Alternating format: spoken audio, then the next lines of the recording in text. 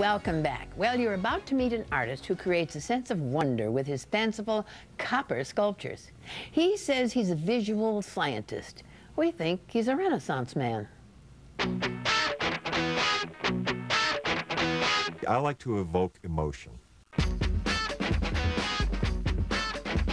No matter what that emotion is. Whether it's I love it or I hate it or what is that.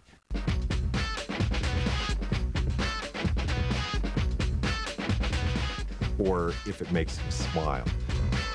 Charles Bronson is proof that art and science may merrily coexist.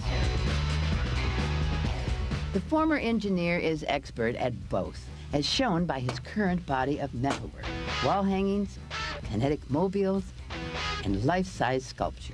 On my work, I've really pushed the limits. I've tried to take it somewhere that it hasn't been. It's been around for 2,000 years. All my work flows, and what I like to see in my work is a sense of energy. You'll see a lot of spirals in my work, and that kind of represents energy because art is passion and energy.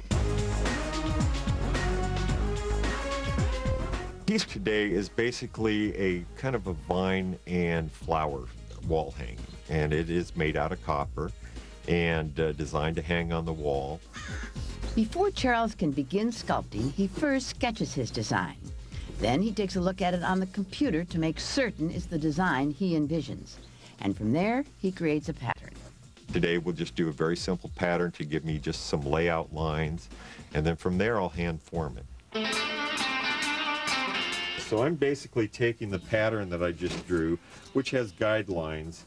I start the process of forming my shapes to the pattern.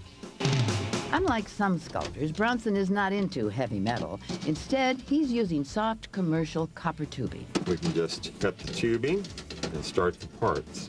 Copper is a really nice material, okay? It's a good, clean material.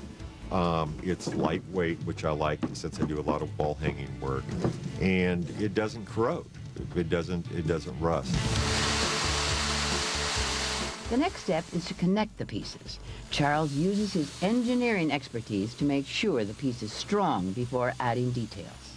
Now the next process is to get some stability to the parts. So what I do is a technique, I've pre-drilled this, and I'm going to insert some pins right through the tubing. When I work with metal, especially a softer alloy like copper, it has some limitations for strength. So it actually requires a little bit of engineering to find the weak points, to reinforce those, and to make it kind of stand on its own without any problems at all. I found that interjecting color creates more responses in certain people. So the use of color is always a great impact.